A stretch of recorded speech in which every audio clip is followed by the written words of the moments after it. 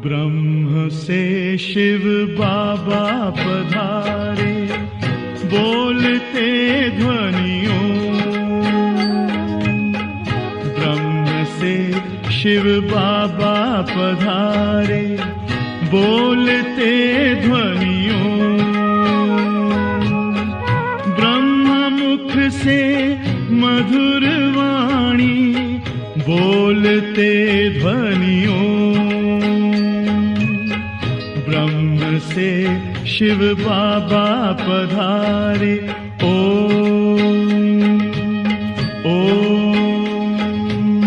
ओम शांति। आज 17 अगस्त 2024 बाबा के महावाक्य है। मीठे बच्चे, विनाशी शरीरों से प्यार न करके अविनाशी बाप से प्यार करो तो रोने से छूट जाएंगे। प्रश्न है, अनराइटियस प्यार क्या है और उसका परिणाम क्या होता है? उत्तर है, विनाशी शरीरों में मोह रखना अनराइटियस प्यार है। जो विनाशी चीजों में मोह रखते हैं वह रोते हैं। देह अभिमान के कारण रोना आता है। सतयुग में सब आत्म अभिमानी है, इसलिए रोने की बात ही नहीं रहती। जो रोते हैं वह खोते हैं। अविनाशी बाप की अविनाशी बच्चों को अब शिक्षा मिलती है। देही अभिमानी बनो तो रोने से छूट जाएंगे। ओम शांति। यह तो बच्चे ही जानते हैं कि आत्मा अविनाशी है और बाप भी अविनाशी है, तो प्यार किसको करना चाहिए? अविनाशी आत्मा को। अविनाशी को ही प्यार करना है। विनाशी शरीर को थोड़े ही प्यार करना चाहिए। सारी दुनिया विनाशी है, हर एक चीज विनाशी है। यह शरीर विनाशी है, आत्मा अविनाशी है। आत्मा का प्यार अविनाशी होता है। आत्मा कभी मरती नहीं, उसको कहा जाता है अनराइटियस। बाप कहते हैं तुम अनराइटियस बन गए हो। वास्तव में अविनाशी का अविनाशी के साथ प्यार होना चाहिए। तुम्हारा प्यार विनाशी शरीर के साथ हो गया है, इसलिए रोना पड़ता है। अविनाशी के साथ प्यार नहीं, विनाशी के साथ प्यार होने से रोना पड़ता है। अभी तुम अपने को अविनाशी आत्मा समझते हो तो रोने की बात नहीं, क्योंकि आत्मा अभिमानी है। तो बाप अब तुम बच्चों को आत्मा अभिमानी बनाते हैं। देह अभिमानी होने से रोना होता है। विनाशी शरीर पे छाड़ी रोते हैं। समझते भी हैं आत्मा मरती नहीं है। बाप कहते हैं अपने को आत्मा समझो। तुम अविनाशी बाप के बच्चे अविनाशी आत्मा हो, तुमको रोने की दरकार नहीं। आत्मा एक शरीर छोड़ जाए दूसरा पाठ बजाती है। ये तो खेल है। तुम शरीर में ममत्व क्यों रखते हो? देह सहित देह के सब संबंधों से बुद्धि योग तोड़ो। अपने को अविनाशी आत्मा समझो। आत्मा कभी मरती नहीं। गायन भी है, जो रोया सुख होया। आत्मा अभिमानी बनने से ही लायक बन जाएंगे तो बाप आकर देह अभिमानी से आत्म अभिमानी बनाते हैं। कहते हैं तुम कैसे भूले हुए हो, जन्म जन्मांतर तुमको रोना पड़ा है, अब फिर से तुमको आत्म अभिमानी बनने की शिक्षा मिलती है, फिर तुम कभी रोएंगे ही नहीं। यह है रोने वाली दुनिया, वह है हंसने की दुनिया, यह दुख की दुनिया, वह सुख की दुनिया। बाप बहुत अच्छी रीति से शिक्षा देते हैं। अविनाशी बाप की अविनाशी बच्चों को शिक्षा मिलती है। वह देह अभिमानी है तो देह को ही देख शिक्षा देते हैं, तो देह की याद आने से रोते हैं। देखते भी हैं शरीर खत्म हो गया, फिर उनको याद करने से क्या फायदा। मिट्टी को याद किया जाता है क्या, अविनाशी चीज ने जाकर दूसरा शरीर लिया। यह तो बच्चे जानते हैं, जो अच्छा कर्म करता है उनको फिर शरीर भी अच्छा मिलता है। कोई को खराब रोगी शरीर मिलता है, वह भी कर्मों अनुसार है। ऐसा नहीं कि अच्छा कर्म किया है तो ऊपर चले जाएंगे, नहीं, ऊपर तो कोई जा नहीं सकते। अच्छे कर्म किए हैं तो अच्छा कहलाएंगे, जन्म अच्छा मिलेगा, फिर भी नीचे तो उतरना ही है। तुम जानते हो कि हम चढ़ते कैसे हैं। भले अच्छे कर्मों से कोई महात्मा बनेगा, फिर भी कला तो कम होती ही जाएगी। बाप कहते हैं फिर भी ईश्वर को याद कर अच्छा कर्म करते हैं तो उनको अल्पकाल क्षणभंगुर सुख देता हूँ, फिर भी सीढ़ी नीचे तो उतरना ही है। नाम करके अच्छा हो, यहाँ तो मनुष्य अच्छे बुरे कर्मों को भी नहीं जानते हैं। रिद्धि सिद्धि वालों को कितना मान देते हैं, उन्हों के पिछाड़ी मनुष्य जैसे हैरान होते हैं। है तो सारा अज्ञान। समझो कोई इनडायरेक्ट दान पुण्य करते हैं, धर्मशाला हॉस्पिटल बनाते हैं, तो दूसरे जन्म में उसका एवजा जरूर मिलता है। बाप को याद करते हैं, भल गालियां भी देते हैं, तो भी मुख से भगवान का नाम कहते हैं। बाकी अनजान होने कारण जानते कुछ नहीं। भगवान को याद कर रुद्र पूजा करते हैं, रुद्र को भगवान समझते हैं। रुद्र यज्ञ रचते हैं, शिव व रुद्र की पूजा करते हैं। बाप कहते हैं मेरी पूजा करते हैं, परंतु बेसमझी से क्या क्या बनाते हैं, क्या क्या करते हैं। जितने मनुष्य उतने उन्हों के गुरु हैं। झाड़ में नए नए पत्ते टाल टालियां आदि निकलते हैं तो वह कितना शोभते हैं। सतुगुणी होने के कारण उनकी महिमा होती है। बाप कहते हैं कि यह दुनिया है ही विनाशी चीजों को प्यार करने वाली। कोई कोई काम बहुत प्यार होता है तो मोह में जैसे पागल बन जाते हैं। बड़े बड़े सेठ लोग मोहवश पागल हो जाते हैं। माताओं को ज्ञान न होने कारण विनाशी शरीर पिछाड़ी विधवा बन कितना रोती याद करती रहती है।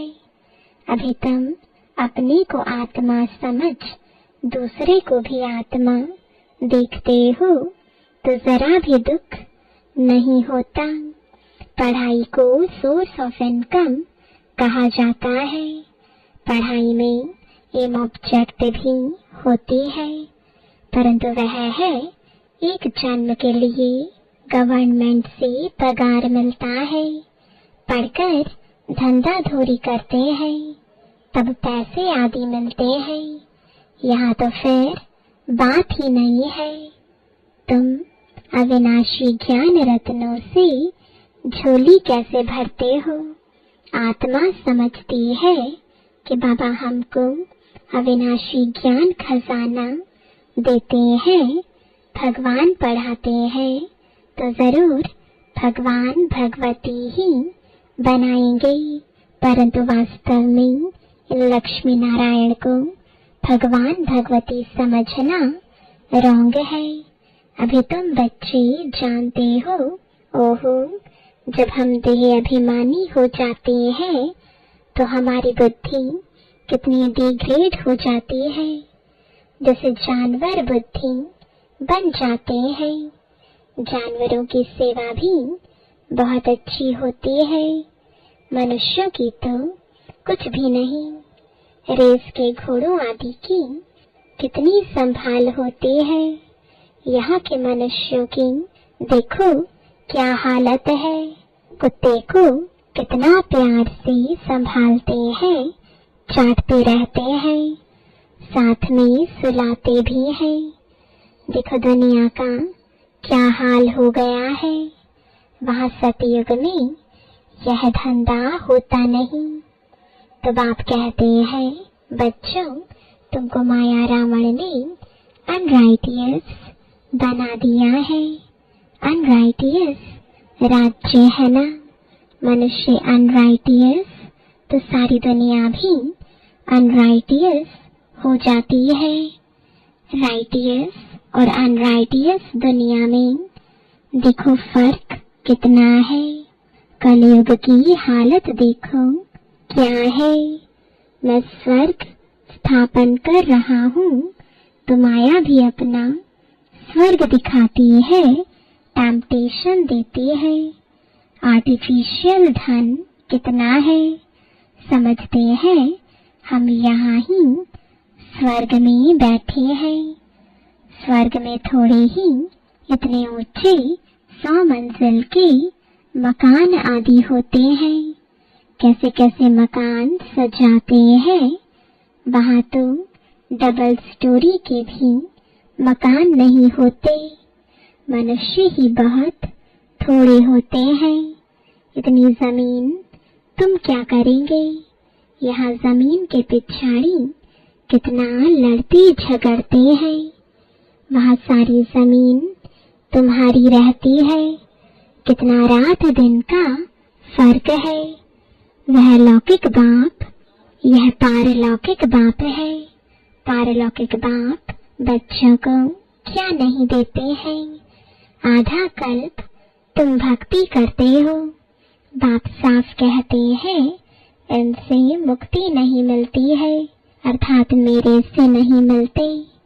तुम मुक्ति धाम में मेरे से मिलते हो, मैं भी मुक्ति धाम में रहता हूँ, तुम भी मुक्ति धाम में रहते हो। फिर वहाँ से तुम स्वर्ग में जाते हो। वहाँ स्वर्ग में मैं नहीं होता, यह भी ड्रामा है। फिर हूबहू ऐसे रिपीट होगा। फिर यह ज्ञान भूल जाएगा, प्राय लोप हो जाएगा। जब तक संगम युग नहीं आया है तब तक गीता का ज्ञान हो कैसे सकता। बाकी जो भी शास्त्र आदि है वह है भक्ति मार्ग के शास्त्र। अब तुम नॉलेज सुन रहे हो। मैं बीज रूप ज्ञान का सागर हूँ। तुमको कुछ भी करने नहीं देता, पाँव भी पढ़ने नहीं देता। पाँव किसका पढ़ेंगे? शिव बाबा के तो पाँव है नहीं, यह तो ब्रह्मा के पाँव पढ़ना हो जाएगा। मैं तो तुम्हारा गुलाम हूँ। उनको कहते हैं निराकारी निरहंकारी। सो भी जब वह एक्ट में आए तब तो निरहंकारी कहा जाए। बाप तुमको अथाह ज्ञान देते हैं। यह है अविनाशी ज्ञान रत्नों का दान। फिर जो जितना लेवे अविनाशी ज्ञान रत्न लेकर फिर औरों को दान करते जाओ। इन रत्नों के लिए ही कहा जाता है एक एक रत्न लाखों का है। कदम कदम पर कदम देने वाला तो एक ही बाप है। सर्विस पर बड़ा अटेंशन चाहिए। तुम्हारा कदम है याद की यात्रा का। उनसे तुम अमर बन जाते हो। वहां मरने आदि का फिक्र होता नहीं। एक शरीर छोड़ दूसरा लिया। मोहजीत राजा की कथा भी सुनी होगी। यह तो बाप बैठ समझाते हैं। अब बाप तुमको ऐसा बनाते हैं। अभी की ही बातें हैं। रक्षाबंधन का पर्व भी मनाते हैं। यह कब की निशानी है। कब भगवान ने कहा कि पवित्र बनो। यह मनुष्यों को क्या पता कि नई दुनिया कब पुरानी दुनिया कब होती है। यह भी किसको पता नहीं। इतना कहते हैं कि अभी कलयुग है। सतयुग था अभी नहीं है। पुनर्जन्म को भी मानते हैं। 84 लाख कह देते हैं तो जरूर पुनर्जन्म हुआ ना। निराकार बाप को सब याद करते हैं। वह है सब आत्माओं का बाप। वही आकर समझाते हैं। देहधारी बापों तो बहुत है। जानवर भी अपने बच्चों के बापों हैं। उनके लिए तो ऐसा नहीं कहेंगे कि जानवरों का बाप। सतयुग में कोई कुछ कीचड़ पट्टी होती नहीं। जैसा मनुष्य वैसा फर्नीचर होता है। वहाँ पंछी आदि भी फर्स्ट क्लास खूबसूरत होते हैं।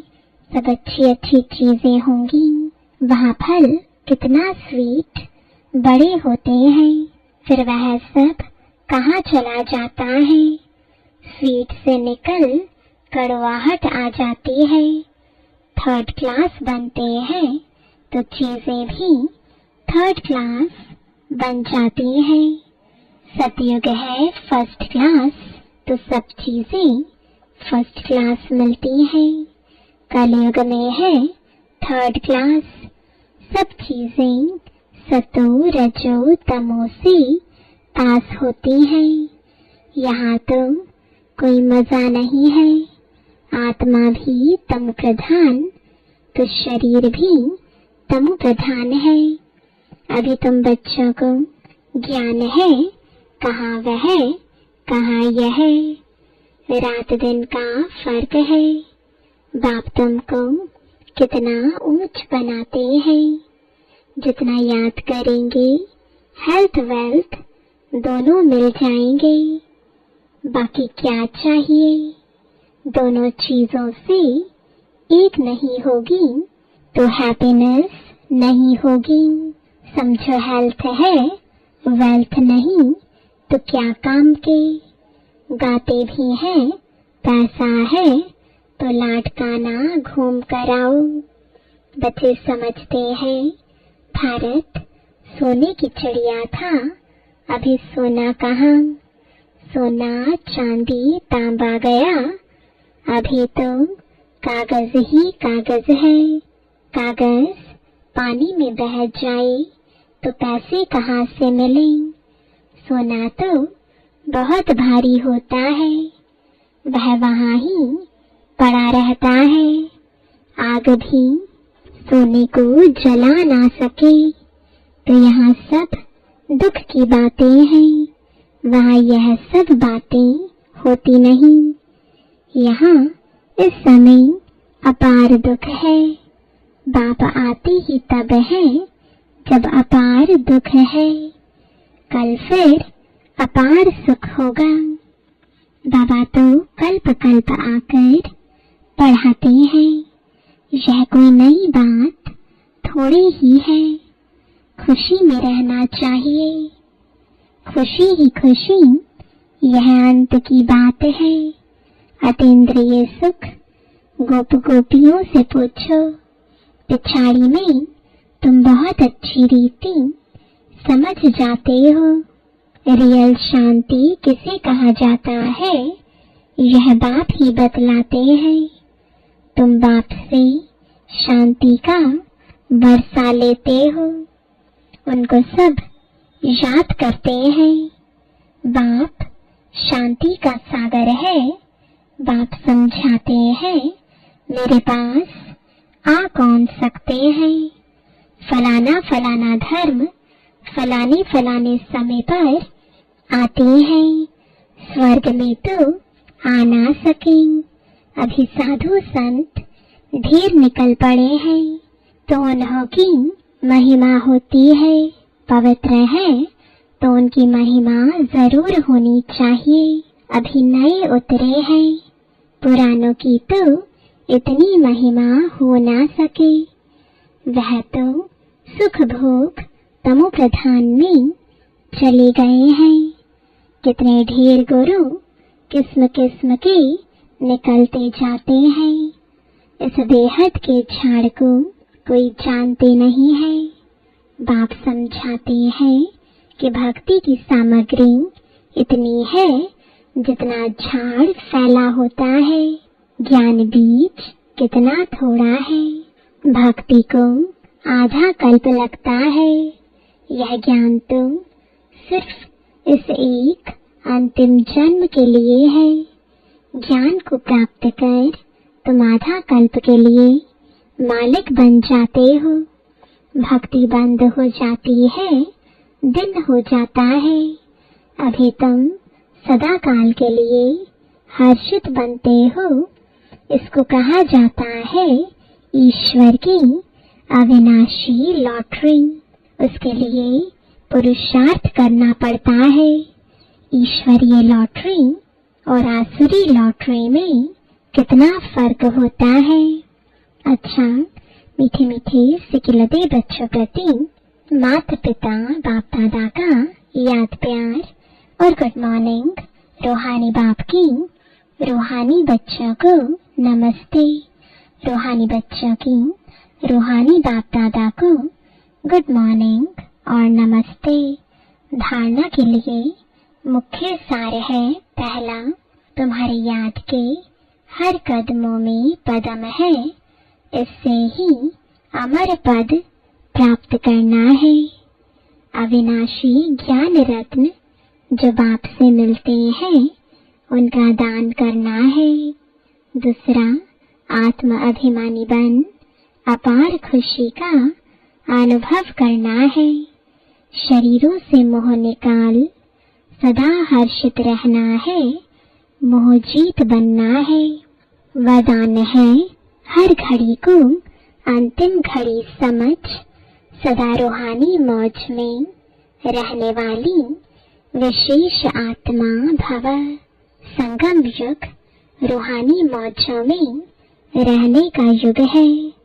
इसलिए हर घड़ी रूहानी मौज का अनुभव करते रहो।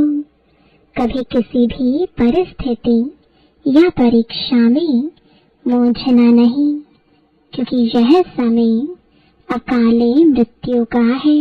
थोड़ा समय भी अगर मौज के बजाय मूंझ गए और उसी समय अंतिम घड़ी आ जाए तो अंतमति सुगति क्या होगी।